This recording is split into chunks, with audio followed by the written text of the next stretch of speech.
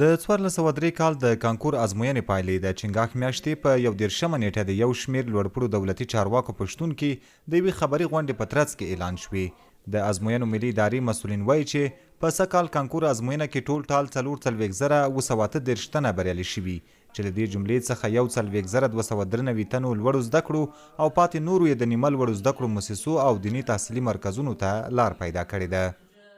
په مجموع کې موږ سره چې کوم کامیاب تعداد د سکالي 4,938 کسان دي، واجد شرایط 4,938 کسان دي، بنتیجې 11,921 کسان لرو. بیا د دې سره هم زمان موږ دویم ظرفیت ته 11,918 کسان ظرفیت دا لرو. وړاندې به دا یو معمول چې کله به یو سړی بنتیجې اعلانو بیا د هغې دپاره به څه بله لار نه راوته. د کانکور په سږنۍ ازموینه کې د کابل حبیبي علي لیسې څخه اتل خان د محمد اعظم زوی د 359.1 نمرو په ترلاسه کولو سره عمومي اول نمره اعلان شوی دی. اتل خان وایي د کانکور پایلو ته ډیر په بېصبرۍ په تمه و. نوموړی وایي پر ځان باور درلود چې د طب پوهنځي ته به بریالی کیږي.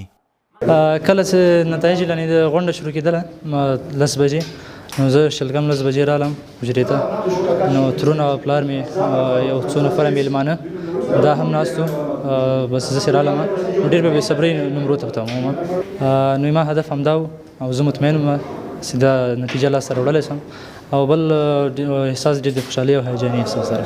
د اتل خان تره میرویس وایي چې اتل خان ځان ته همدا هدف ټاکلی و چې د کابل طب پوهنځي ته بریالی شي. نوموړی وایي اتل خان په ځان ډیر باور درلود او د کانکور ازموینې لپاره یې بشپړ تیاری نیولی و. ډېر د خوشحالي ځای ده. البته زه داسې الفاظ نه لرم چې هغه خوشحالي په اظهار کړم. البته زموږ ټولې کورنۍ لپاره ټولې منطقې لپاره ډېر د خوشحالي ځای ده. متل جان یو بااستعداده هلک ده او موږ ورته هدف ټاکلی یو او خپل هدف ته ځان ورسو. ډېر درسونه ویلي، ډېر کوشش یې کوو چې نن هغه ده موږ او خپل اتل جان ثمره ګوري. د لوړو زده کړو وزارت سرپرست وزیر مولوي ندا محمد ندیم ټولو بریالیو محصلینو ته د مبارکۍ ویلو ترڅنګ دا هم وویل چې د لوړو زده کړو وزارت په علمي ډګر کې محصلینو ته د غوره تحصیلي نصاب چمتو کولو ترڅنګ نورې هم ګڼې اسانتیاوې برابرې کړي دي.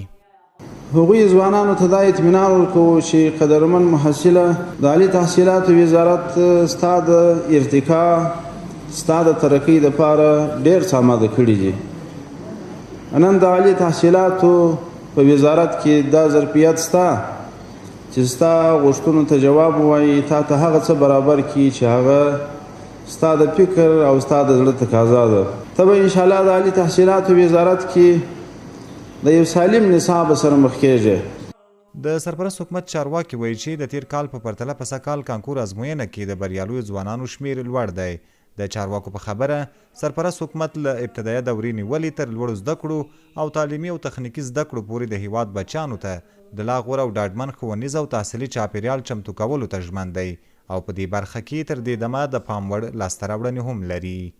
عزت الله احمدزی، CGTN پښتو، کابل.